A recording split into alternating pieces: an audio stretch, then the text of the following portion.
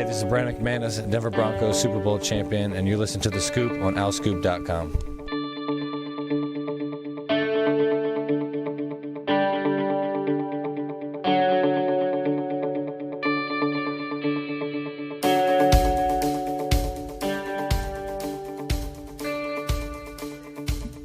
Hi, everybody. Welcome back to The Scoop. This is Season 6, Episode 5. I'm John DiCarlo.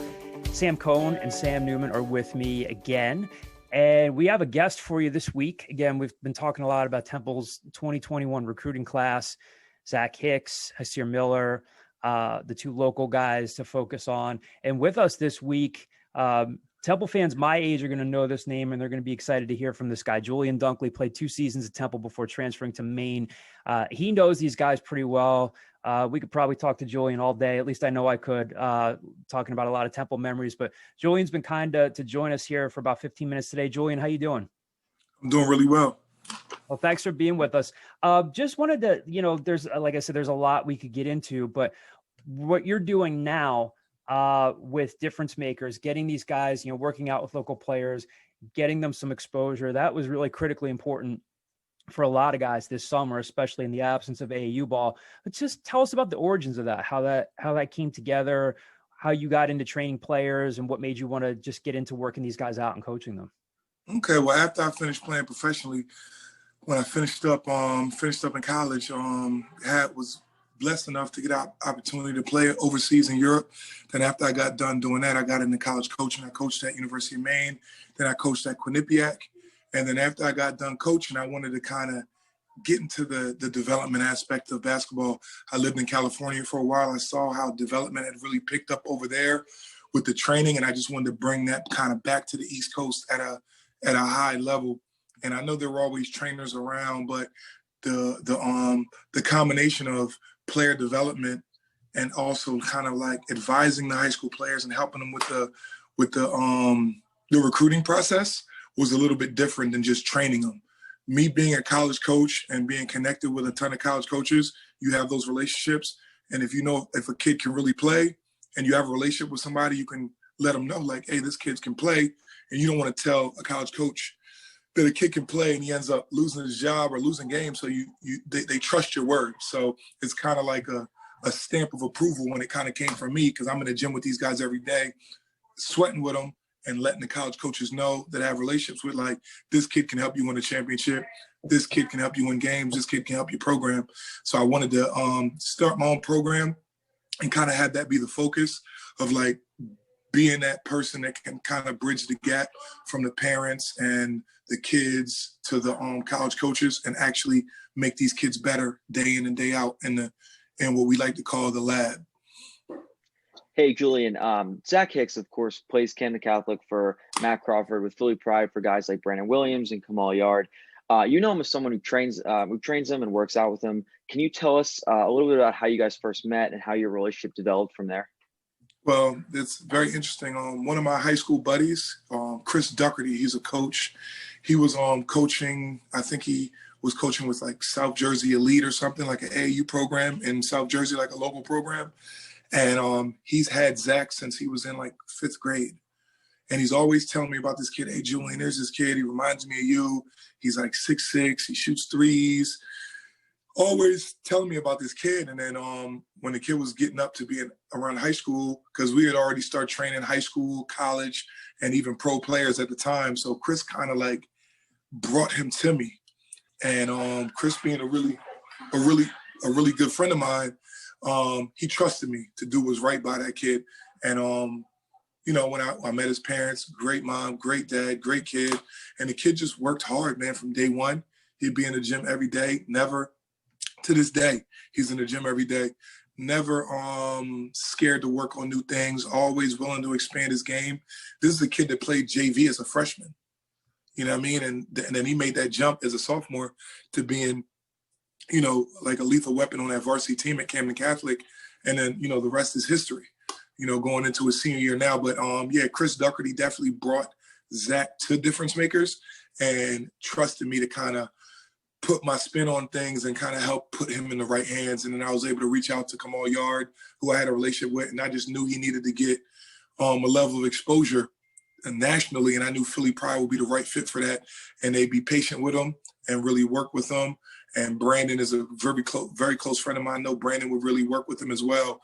And we all had the same goal for Zach to be that like premier perimeter player that could play at a high level.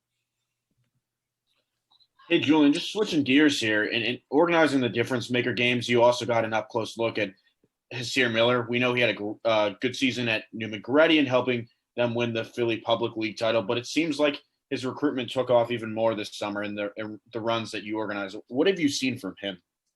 Oh man, he's one of the grittiest. He's like the epitome of a Philadelphia guard.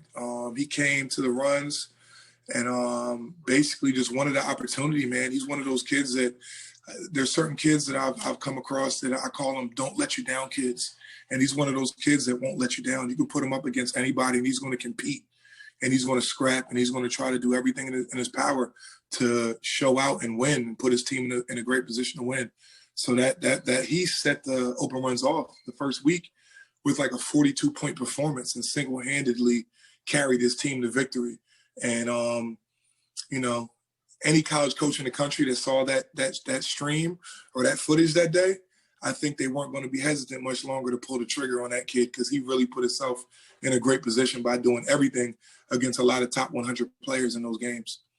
Julian, was that kind of the missing piece for him? Because, he had a good junior season, helped Goretti win the PCL championship and played well against Roman. And like the vibe I would get from people is like, he's good. He's a high major defender, maybe kind of like a mid-major offensive player. And then again, where you come in and providing some runs for these guys without, because of the pandemic, there's no traditional like July open period. A lot of people were talking about that game. You think that really, like you said, was that kind of like a turning point in his recruitment? Because I know Temple was on him. They were recruiting Stevie Mitchell. Not long after that, they offered him. Was that kind of a turning point in his recruitment, you think? I mean, I can't speak for Aaron and those guys, but like I said, if I was a Division I college coach at any level when I watched that game, I would definitely be recruiting that kid. So a kid in your backyard that put on a performance like that against high-level talent, I don't think you can pass up on him. And I just kind of look at him as a kid with a chip on his shoulder every time he gets on the court. So those kids sometimes can, surpass a top 25 kid because he's never going to stop working. He's a kid, I know he's going to be in Temple, in McGonigal Hall at 11 o'clock at night working on his game by himself. Like he's that type of kid, So, I know he'll have every resource and every opportunity to have a great career at Temple. And I think they did the right thing by offering him and extending that scholarship to him. I know I would have. Quick follow-up on Zach. We talked to Ari Rosenfeld a couple weeks ago, talked to Brandon Williams last week. They both, I know we're getting ahead of ourselves here. They talked about Zach. They were glowing about him, said like he's got future pro potential. Obviously, he's got a lot of things to work on. Do you see that kind of ceiling for him? I put Zach up against any 6'8" wing in the country. And I've been doing this 20-something years. Mm-hmm. So, I've trained Samardo Samuels, Jason Smith, first-round pick from the Sixers. Mm-hmm. I've worked with countless pros and Division I guys. Zach has the potential to do whatever he wants to do with the game. And you got to remember, Zach's still younger than a lot of these guys. There's no reclassification. There's nothing when it comes to Zach. He's his right age and his right grade, and he's still probably growing. I'm 6'9", and me and Zach look eye to eye. So I think he's every bit of 6'8" right now and still growing. And he can handle. He's an undervalued rebounder, and he's an ever-improving defensive player, and he does a little bit of everything along with a lethal jump shot. And I think that's something from going to Temple games last year and observing the team that I thought they were a little bit missing, and I think he can jump right in and, whenever his number's called, create a mismatch every time with his inside-outside ability. And he's also worked on the ability to play in the mid-post as well, face up, play off the bounce a little bit. He's always adding new tools to his bag. Julian, you mentioned you're 6'9" now. I remember you and I were at Temple around the same time. This was before recruiting rankings and stuff, but you came in as a 6'10" lefty who could just knock down threes, among other things, out of Cherry Hill West High School. You came in with a really loaded recruiting class with Pepe Sanchez, mm-hmm. Malik Moore, Lamont Barnes. That was big to get him out of Hopkinsville, Kentucky. And Keaton Sanders was in that group. That was an exciting time for Temple basketball, and we know that's what Aaron wants to get it back to. I know you could talk about this for hours, but what are your memories of coming in with that group? Because I remember there were people that would congregate at McGonigal Hall and want to see you guys work out, and they would see Pepe with the poof back hair and this looping jump shot before he worked on it, and they would see you freeze. What was that like? What are your memories of getting? Pepe was my roommate. Pepe was my roommate, and we were in the gym every day. Rashid Brokenborough in the gym every day. That's my best friend to this day. Godfather of my children. Just a really good dude. So those relationships will be with me forever from Temple. And that Atlantic 10 championship team that we had my sophomore year, those are memories, parades on Broad Street that I'll never forget.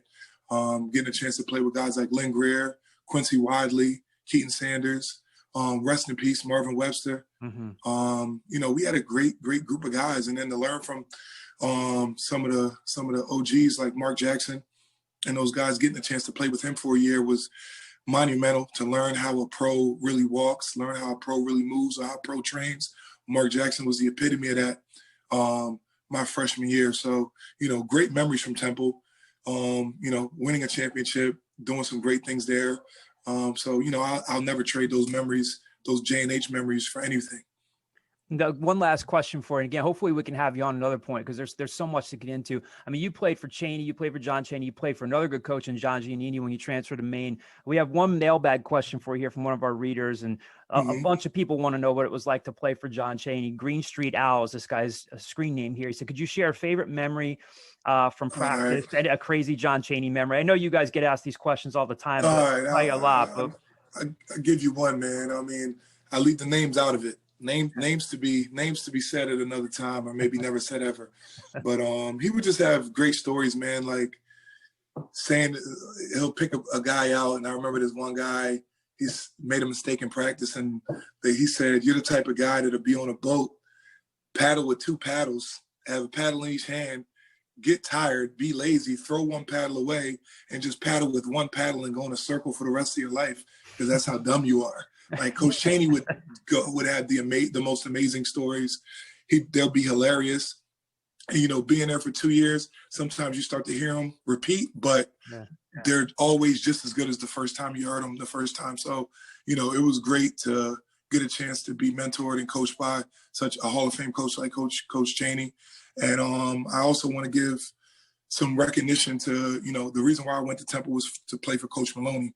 Rest in peace. He was a big influence in me coming to Temple, South Jersey guy that really influenced my recruitment and my me making the decision to go there as well. So I always want to, every time I talk about Temple, I always want to say, rest in peace to him and his family, and condolences still.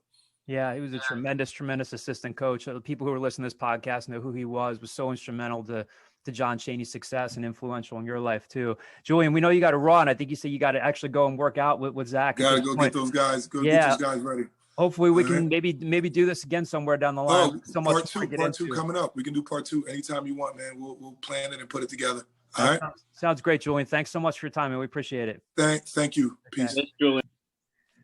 All right. So hopefully we can do part 2 with Julian Dunkley. Again, people who are closer to my age and remember his time at Temple. Again, he had 2 seasons at Temple, then went on to transfer to Maine and play for John Giannini, but he played on some great Temple teams. There's a lot more that we could talk to Julian about. And again, there are a lot more questions we could have for him to follow up about Zach Hicks and Hysier Miller. Of course, some of the other talented players that Julian gets to coach on a daily basis. And again, what he did over the summer was critical for, a lot of guys. I think Brandon Williams talked about last week how the Philly basketball and tri-state basketball community kind of came together to get guys more exposure. And Julian was part of that. Sam Newman and I are going to take take the reins for the rest of the day on the podcast. Sam Cohn is going to play golf, right? I'm going to go hit the links. I'm going to play 18 at 4:00 in the afternoon. That's kind of wild. I probably won't get through all 18, but I'm hoping to get at least 15 in. We're playing a little sunset golf. Ray Dunn and I, friend of the pod. With the friend of the podcast, Ray Dunn. Ray Dunn, Temple student, tremendous guy. How are you going to figure this out? Like, do you just pack it in after 11 holes? Do you call it? Or do they have lights there? Is it the first lit? It'll probably be the kind of thing where we'll see kind of where the sun's at. And if they start to kick us out, at a certain point, they might start to kick us out and tell us to get out. So we'll play till we can't see the hole anymore. What do you show me? What do you like? What's an average score for you? So I played a lot over the summer. This past summer was the most I played like in a summer in my entire life. But I got into it like late in high school, playing more with my friends. And this summer, the best I shot in 9 was a 48, which isn't great, but it's not terrible. And then the best I shot in 18 was I think like 102, 101 maybe. And then I played scramble with one of my buddies and we shot like a high 80, which is a pretty solid score. So I'm shooting for around 100, and I haven't played in almost 2 months now, so I'm a little rusty, but I'm shooting for around 100. So we are hoping for the owlscoop.com. I can't wait. I've been picturing this for months. So maybe I need an Owl Scoop golf outing. Maybe we'll call Kyle out of retirement. Both Sam's here. Get Tom Magnuto. Things we're not talking about enough. I saw Sam Newman last night for the first time since maybe February. Well, I didn't know that. You guys have to clue me in on that. Maybe I would have been part of the script for today. Where did you guys see each other? Sam came over at my place for like 20 minutes, half hour last night. Came and said hi. That's good. Good stuff. Good to see each other in person, because we see each other over Zoom almost every day. So like it was good. We're all in constant communication. It was good to see him face to face. Yeah, there we go. All right, so we will maybe talk more about your golf game next week. Maybe if we play sooner rather than later, we'll be talking about my golf game, which is not great. Any profanity laced tirades on the golf course that may ensue from that. I'll let you guys know how I do. All right. Well, have fun. Be safe on the roads, and we'll talk to you next week. Tell Ray we said hello. Will do. See you guys. All right. See you, Sam. I feel like we're signing off with a guest here. There we go. Sam Cohn checking in on the owlscoop.com podcast. So he left. Just hard exit there. But I mean, what else was he going to say? It was good. Nothing really else. Closed out well, like he was closing out on a shooter. So good job there from Sam. Again, big thank you to Julian Dunkley for joining us. Again, he alluded to a part 2, so hopefully we'll be able to check in with him maybe once the season starts. A lot more to talk about, like I said, with Zach Hicks, Hysier Miller. Again, Julian works out with a lot of guys around the area, and a lot of great stories for him to tell, I'm sure, about these guys that he played with. Again, Lamont Barnes, Keaton Sanders, Pepe Sanchez, Malik Moore, who was part of that recruiting class, didn't eventually transferred and left Temple. The great teams, like Julian said, that he played on 2 NCAA tournament teams. There was a team that beat Minnesota. I'm sorry, no, they lost to Minnesota. So they beat Mississippi in the first round of the 97 NCAA tournament down in Kansas City. I was covering that game. Mark Jackson had a huge game there against Mississippi. Then they played a Minnesota team in the next round that went on to the Final Four that gave them a ton of problems. And then Julian was on another tournament team that lost in the first round. They actually got routed by 30 points by a really good West Virginia team. So, but again, hopefully we'll catch up with him very soon, somewhere down the line. Plenty of football to get into this week as well, and some football mailbag questions. Again, we're inching closer and closer to the October 10th season opener against Navy for Temple. There's been more media availability. We talked to Rod Carey on Tuesday. Just talked to several of the defensive linemen today. Dan Archibong, Manny Walker, Arnold Ebiketie. Who else did we talk to, Sam? Leighton Jordan. Evan Boozer, who was super talkative. Again, we had been trying to get those guys, or all the reporters in the area have been trying to get those guys earlier in the summer. It looks like we're going to be on the regular Tuesday schedule, at least with Rod Carey leading up to the season and throughout the season. But a lot of stuff to unpack since the last time we talked to you guys about football. When we talked to Rod earlier this week, he mentioned that this past Monday was really the first full practice he saw where he and the coaches essentially said, now that was our first real practice. He said, there's a lot to correct. We're not there yet, but things are starting to come around. We have some audio there of Rod talking about that. Again, you guys are familiar with the backstory here. They couldn't really practice on a normal basis. They were practicing in a limited capacity. They really only have a full week of quote unquote normal practices under their belt.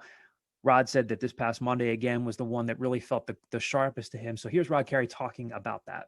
Yesterday was really the first time that I really came off the practice field and felt like, now there was our first football practice. It was crisp. It was motivating. Nobody was dragging as far as being tired from the hitting or the conditioning or the different things. Went through a full practice we had been through full practices up to that point, but had really seen some guys struggle.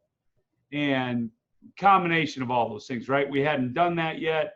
They hadn't been training for a long time in COVID, all those things. So yesterday was the first time I felt like I came off, and there's a lot to correct. We're not there yet, but it felt and sounded like a football practice should. And that was my first time that I felt that way coming off the field. And talking to the coaches, they agreed, and talking to some of the leadership council and the guys, they kind of felt that too.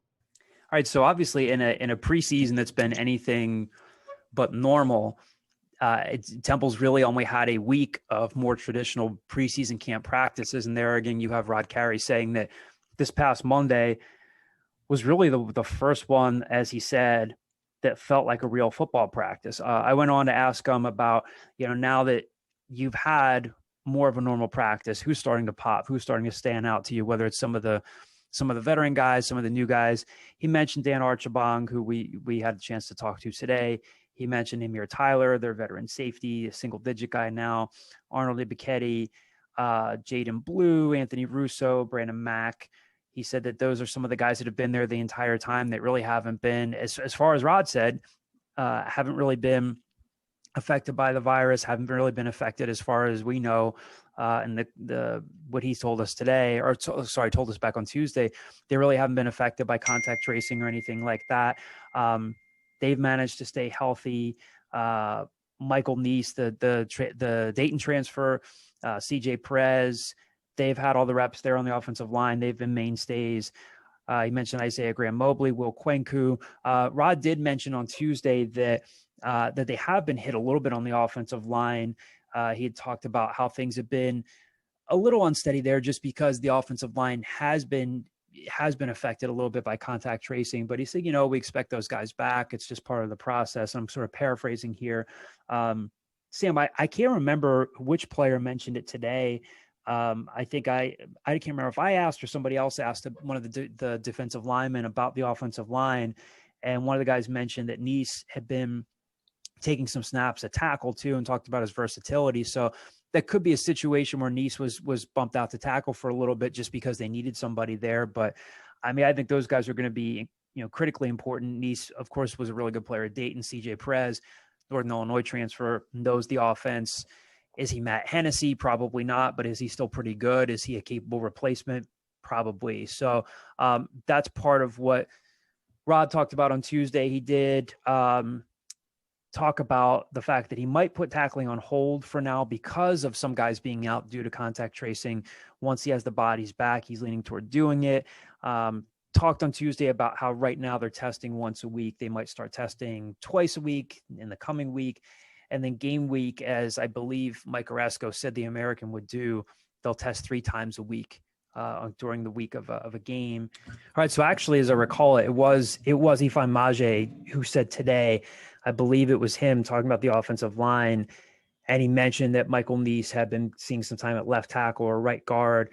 Again, I think Ifeanyi's probably, and we'll see how it goes. I mean, right now, I think he's their best pro prospect on the defensive line. We'll play a couple clips for you in a second from Dan Archibong, who is really confident about the team this year. And I think even really confident in his own abilities. He's a great interview, but here's Ifeanyi Maijeh talking about, we thought this was interesting, just what he's seen from the offensive line so far. Again, he talked a lot about his own game, his own development, the success he had last season, but here's Ifeanyi talking specifically about Temple's offensive line. Oh yeah, those guys look pretty good, especially CJ from the nose position. He's definitely doing his job as keeping a low center of gravity. You got Michael Neese playing, left tackle, whether he gets in at right guard. He's very versatile and is good on his feet, and he's also good in space. All right, and again, we mentioned Dan Archibong. There's a lot of good stuff from Dan today when he was talking to reporters. He did mention, all of these players, and again, it'll be interesting to see how college coaches manage this process. This is a playing with house money type of year for any college football player, because this season does not count as a year of eligibility for them. So that could be really interesting for a guy like Dan Archibong. Could be interesting. Now, Ifeanyi Maijeh would have another year of eligibility regardless, but Archibong could come back. He said, right now I'm leaning toward just graduating and moving on, or moving on to the NFL, hopefully. But, we'll see how things go. But, we had a chance to, the reporters to talk to him today, just asked him about, his thoughts on the season. And he's pretty confident, and the answer you'll hear here, and he basically says something to the effect of like, yeah, during the pandemic, I wasn't sure, but I'm really confident now. So here's Dan Archibong just talking about what he sees for Temple this year. And obviously they weren't, where were they in the preseason poll? Like 6th or something like that? Maybe they were between like 6 or 8. One of those things. They're not highly thought of right now. And we know preseason polls really don't count for much. I think reporters kind of feel that way sometimes. I know players do, but here's Dan Archibong talking about what he thinks Temple is capable of this season. I feel very strongly. To be honest with you, before quarantine and during quarantine, I wasn't sure when people asked me that because we haven't had any team time really. But now that I've been back and have seen the guys and everything like that, and seen how we work and seen the cohesiveness, the sky's the limit, man. We're Coach says it all the time. Like, we can be really, really good team. Really, the only thing that's stopping us is us. Whether that's whatever it is, the only thing that can stop us is us. So I'm looking forward to this year. I really am. All right, and also the next clip we're going to play for you is Dan Archibong talking about just his own game, what he thinks he does well. One of the common themes that I think he touched on today was, when you look at his stats, they're not, he's not a double-digit sack guy. That's not really not going to stand out to you, but, he believes that he's good in terms of gap discipline, gap integrity, playing against the run and stuff like that. So here's Dan Archibong again. He's the defensive tackle out of local guy out of Springfield High School out in Delaware County, talking about what he thinks he does well on the football field. I think the areas I need to improve on are, I think I need to be a more consistent pass rusher. And I think just to give you my thinking, what I'm thinking in my head, there's more ways to affect the quarterback than a sack, right? You can get a pressure, you can get a hurry, and Coach Stew's biggest point to me was college quarterbacks, they can't throw. I mean, some of them can, obviously, but most of them are not going to complete a pass when there's a 300-pound man right in their face. So you can affect the quarterback in different ways other than just getting a sack. So I think just become a more consistent pass rusher is the main thing that I need to work on. I think I'm a great run stopper. I think my gap integrity is phenomenal, meaning I'm always where I'm supposed to be for the most part. All right. First football mailbag question comes from TU 1834 from the message board. The practice notebook from yesterday mentions a lot of safeties, but not MJ Griffin. Is he out of the picture, or is he expected to back up Amir Tyler, which is why he wasn't mentioned for the other spot? Yeah, he wasn't mentioned for the other spot because as of now, does look like he's backing up Amir Tyler. We've talked about that. Sam, I'll kick this over to you. We talked to Tyler Yelk earlier in the preseason. Again, just because MJ's name didn't come up yesterday doesn't mean that he's not in the mix by any means. Yeah, so when we spoke with Tyler Yelk, like you said, he kind of compared MJ Griffin to being a Benny Walls type. He fits that mold of a boundary safety as a linear speed guy. That's a striker. And, just answering the mailbag question, the question I asked Rod Carey was about the field safety position because that's a question mark. And it's kind of like a rep-by-rep position right now where you have Chauncey Moore, Jalen Ware, Alex Odom, Trey Blair. Even Linwood Crump is seeing time there, but with Braswell being banged up, I doubt that Crump is going to play over there. So they're weighing out their options, but it looks like MJ is going to be behind Amir Tyler, and that doesn't necessarily mean that he's not going to play. But I mean, Amir Tyler is a crucial part of the heart and soul of this team's defense. He's a single-digit guy. They have a lot of trust in him, so he's going to play a lot. But that doesn't mean MJ's not going to get on the field by any means. Right. Next mailbag question comes from what.tu, also from our owlscoop.com football message board. Any news in football recruiting? Haven't seen / heard much in the last few weeks. I mean, I'll tell you that if you follow us on Twitter, we retweeted from the Owlscoop account a bunch of offers that went out to a bunch of 2022 guys. There are a lot to name. Here's an excuse for us to say follow us on Twitter if you're not at @owlscoop_com. As for the 21 class, they're at 15 verbals right now. They lost Nick Mitchell from Mandarin High School in Florida earlier this month. He flipped to Mississippi State. I don't know if we've actually talked about that on the podcast. I think, once he got that Mississippi State offer, we were talking amongst ourselves saying like, yeah, that might be a guy that they lose. And sure enough, he did flip. We know that Andrew Garwo from Commonwealth Egan High School, a local guy, flipped from Colorado State to Temple last month. So a lot of times these things sort of come out in the wash where you lose a guy, you gain another. So, Sam, I would think that, again, we'll have to see how things go, but especially with this year being a wash in terms of it does not count toward a player's eligibility. And if coaches and college football programs across America really have to look at their numbers now in terms of who they're bringing back, I would imagine, if we're taking an educated guess here, that I don't know that we'll see them take too many. Yeah, maybe they'll take too many other guys from 21, right? Yeah, maybe, you said 3 guys, maybe. No, not even. I don't know. But I would imagine I'd be surprised if they get closer to 20, right? Like I would be surprised if they take more than a handful of guys at this point, because again, they're going to have to figure out who's coming back. And again, that will be probably a week by week thing. Maybe, a guy like Dan Archibong is saying, as of now, I'm leaning toward just going, but what if Dan Archibong wants to come back? What if Brandon Mack wants to come back? You're not going to say no to these guys. Yeah, exactly. So that probably will affect recruiting as much as anything else. So that commitment list that you're looking at right now, I would think, and I want to get your take on this too, is probably won't look much different between now and December, I would think. Yeah, I would agree with you. I think that theoretically you would like to get a linebacker besides Valensama Kamara, considering that they just lost one in Nick Mitchell. Maybe get like a hybrid safety linebacker guy a guy maybe who's a safety that you can potentially bulk up into a linebacker. And as far as we know, they Antonio Barber might still be a take. That the former Tennessee committee's a 3-star, taking a prep year at Jura Prep in North Carolina. So that's a name to watch, because I mean we did a story on him, or I did it earlier in the spring, and he talked very highly of Temple. So that's a name. There's definitely guys that. It's an interesting situation, John, because if you have a guy like that, Antonio Barber, who you're going to want to take that guy. So they're going to have to do some maneuvering with scholarships, and it creates an entire mess of a situation. But I don't see how Temple is going to come in and take, 4, 5, 3, 6, 7, 8 more guys. Like, that's just not going to happen. It's not going to be one of those big classes, unfortunately. Yeah, I would agree.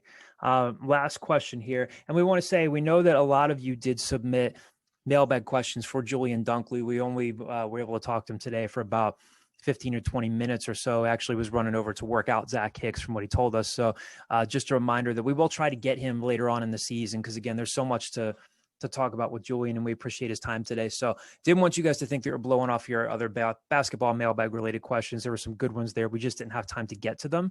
So hopefully we can save them and go back to them when we get Julian second time around later this fall, maybe. The last mailbag question here is from Mission Man from the owlscoop.com football message board.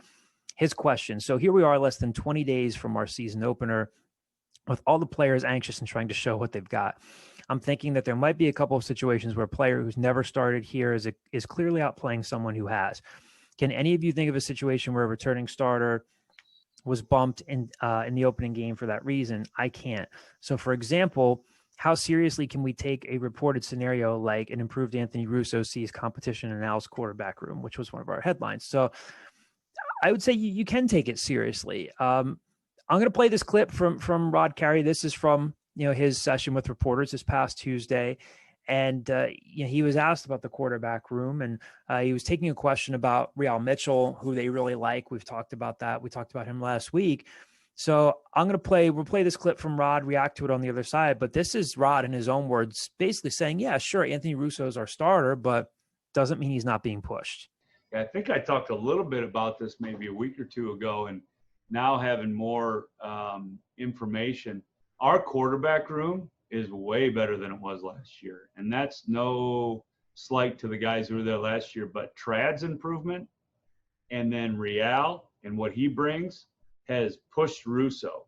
And that is a true, like, hey, you better button up and play every drill and every rep. Because if you don't, this guy's nipping at this guy's heel, and then that switches who's nipping at whose heel. And it's pushed the whole room through the competition better. To answer the second part of your question, as far as Real having a role, absolutely. Trad could have a role. Russo obviously could have a role.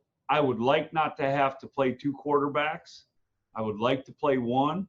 So they're all vying for that spot, but their role all would be a little different on that. And right now, Russo, like I've said, is still our starter, but that competition in that room is real now.